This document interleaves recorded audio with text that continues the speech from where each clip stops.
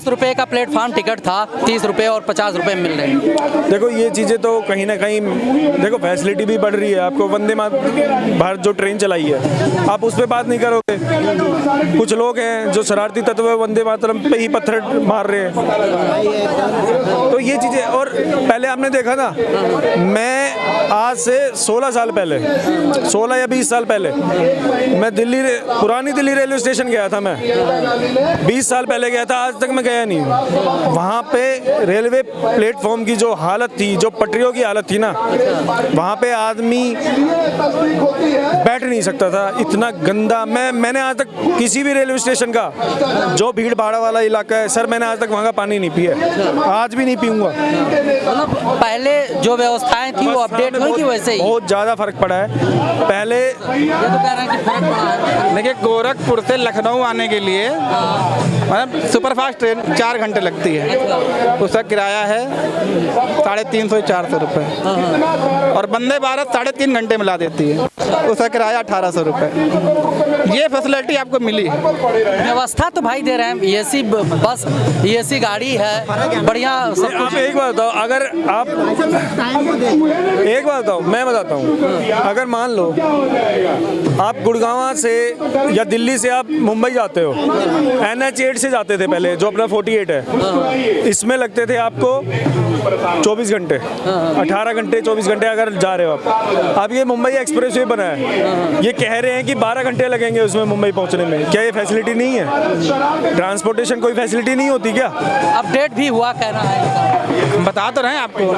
देखिए भाई साहब का कहने का मतलब है कि जो ये रोडें बन रही हैं ना, ये अब बनना शुरू हुई। इससे पहले टाटा ने अपने ट्रक नहीं लगा ले, हमारी रोडवेज नहीं थी, हमारे जो आदमी बुलेट ट्रेन या बाइक या 4 व्हीलर मारुति सुजुकी ये थे नहीं, ये ना पानी में तैरते थे। ये रोडें अब बनना शुरू हुई हैं, ये कंपनियां अब आई हैं। मैं बताता हूँ भाई को, भाई को भैया, मेरी शादी हुई थी 2012 में। मैं जब अपनी ससुराल गया था ना, जब मैं अपनी ससुराल बारात में गया था, वो रोड इतनी गंदी थी, इतने गड्ढे थे वो। 2014 के बाद 2017 में वो सड़क बनी है, और आज तक वो अपडेट ही है। तो ये फर्क नहीं है बिल्कुल। लेकिन ये बता देना कि 5% 18% का भी तो रेट है। अगर हमने हो गई वो तो खबर तो फेक निकल गई है। वो नितिन गडकरी वाली की भी बात बता रहे हैं। नितिन गडकरी ने चैलेंज किया था उसी बात को कि आगे चैलेंज करो वो, और क्या नाम है, उस पर माफ़ी भी मांगनी पड़ी थी जिन्होंने आरोप लगाया था। वो रोड के ऊपर क्या नाम है, ये कि 18% की बात कह रहे हो ना। अब दूसरी बात मैं ये कहना चाह रहा हूँ कि कांग्रेस ने, मैं ये कह रहा हूँ, पहले हमारा टैक्स 5% था, अब किसी भी बिजनेस 20% टैक्स मैं निकाल के मैं बता रहा हूँ भैया, पहले हमारा टैक्स जो था हमारा 5% था, जिसमें लोग सी फार्म में निकाल लेते थे, तो उसमें 2% 3% देना पड़ता था। अब ग्रोथ तो हुआ है भाई, अगर 5% से 18% हुआ है तो उसका फायदा तो बेनिफिट मिलना चाहिए ना। रोड बन रही है, मतलब मानते हैं कि बन रही है। हाँ, जब 18% 13% का मार्जिन अगर हुआ है तो 13 दूनी 26% से स्पीड बढ़नी चाहिए। तो इसमें बुराई क्या है? नया क्या हुआ? GST आप भरो, GST आपका वापस आ जाएगा, फायदा तो आपका ही है। भैया मेरे बता, किस लेवल पे GST वापस आती है बता दो मुझे। उस लेवल पे मतलब रिटर्न ही नहीं होती है GST। तो आप मुझे ज्ञान दे दो कि क्या रिटर्न होती है। नहीं हो रही है वो बता दो ना। हम बता रहे हैं नहीं होती है। मेरे भाई को शायद, आप कुर्सी खरीद रहे हैं तो आपको GST रिटर्न होगा, आप ये कपड़ा खरीद रहे हैं उस पर GST रिटर्न होता है। GST में बिल पे खरीद रहे हो और क्या, तो किस पे खरीद रहे हैं? आप? अगर एक शर्ट खरीदते हो मार्केट से, वो GST पे खरीदते हो? कहाँ? आप GST नंबर पे आप नंबर दो, GST पे 700 से नीचे का कपड़ा है GST नहीं लगता है सर, हम बता दें। 700-300 का अगर कपड़ा है तो GST हम बता रहे क्यों नहीं लगता मालूम है?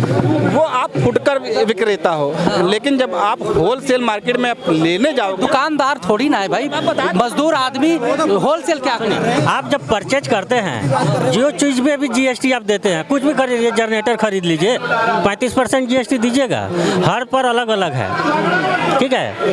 तो वो GST रिटर्न होता है क्या? अब अच्छा आप कंपनी बन के जाओगे, आप थोक विक्रेता बन के जाओगे। फुटकर विक्रेता लगा के इंक्लूडिंग हो जाती है। हम 100 रुपये का, हमें होलसेलर है ना, अगर हम लाए तो हमें 100 रुपये का भूसट मिली और वो हमें टैक्स लगा के दिया तो 18% 18 हो गया। पक्के बिल पे देंगे तो हमारे पॉकेट से तो पैसा जा रहा है ना भाई। आप कच्चे बिल पे ले लो ना, अगर आपको जीएसटी बचाना है। सड़क कैसे बनेगी कच्चे बिल पे लेंगे तो? सड़क कैसे बनेगी अगर कच्चे बिल में लेंगे? और किसके बन रहा? हाँ कौन? अरे भैया वही तो, अरे जीएसटी और इनकम टैक्स में फर्क क्या है बता दो मुझे भैया। 140 करोड़ में कितना लोग देता है इनकम टैक्स? अगर जीएसटी या टैक्स देते हैं देश के विकास में लगता है तो गलत क्या है? नहीं, हाँ, एक मिनट। कर दो प्रकार के होता है, पहले समझिए। एक डायरेक्ट, एक इनडायरेक्ट, जिसको प्रत्यक्ष और एक अप्रत्यक्ष कर करते हैं। प्रत्यक्ष कर देने वाले पूरे हिंदुस्तान में ज़्यादा से ज़्यादा 2 करोड़ लोग हैं। अब प्रत्यक्ष कर देने वाले 140 करोड़ लोग हैं। अब कैसे? जब हम माचिस खरीदते हैं तो उसमें देखिएगा लिखा रहता है all tax included in this amount, यानी 1 रुपया का माचिस का रियल दाम 75 पैसा होता है, 25 पैसा आपको टैक्स देना होता है। 1 रुपया में हम माचिस के लिए हॉर्लिक्स खरीद लिए, सब पे जीएसटी लग के उसका प्राइस होता है।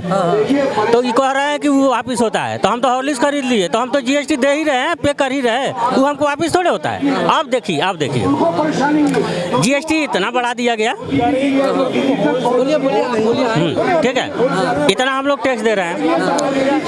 1947 से लेकर 2014 तक हिंदुस्तान पे कर्जा था 46,000 करोड़, मात्र 46,000 करोड़। आज के डेट में हिंदुस्तान का कर्जा है 1,55,000 करोड़। इतना टैक्स हम लोग दे रहे हैं, समझिए कि सिरिंज से खून खींचा जा रहा है, इतना हाई टैक्स। दवाई जो 60 रुपए में हम खरीदते थे 2014 में, आज 216 रुपए का हो गया है। एक आता है बीपी का दवा एलमट 40 वो 60 रुपए में मिलता था, आज टैक्स भी देते हैं, इतना सब कुछ व्यवस्थाएं हैं और पैसे निकलते हैं कांग्रेसी नेता के घर। अब हम बताते 300-400 अब हम बताते हैं। देखिए इतना टैक्स देने के बाद, सब कुछ करने के बाद, ठीक है, फिर भी देश का कर्ज बढ़ रहा है। और सबसे बड़ी विलंबना है कि हमारी सरकारी संपत्तियां बेची जा रही हैं। आखिर ये सब पैसे जा कहाँ रहे हैं, हम आपसे जानना कहाँ चाहते जा रहे हैं?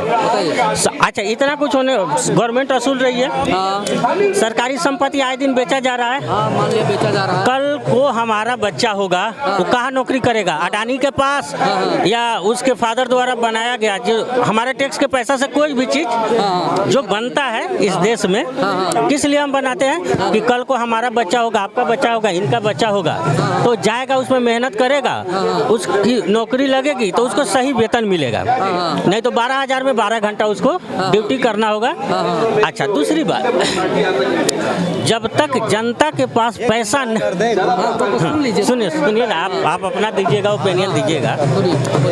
जब तक जिस देश में जनता के पास पैसा नहीं होगा, उस देश का विकास नहीं हो सकता है। आप पूछिए कैसे?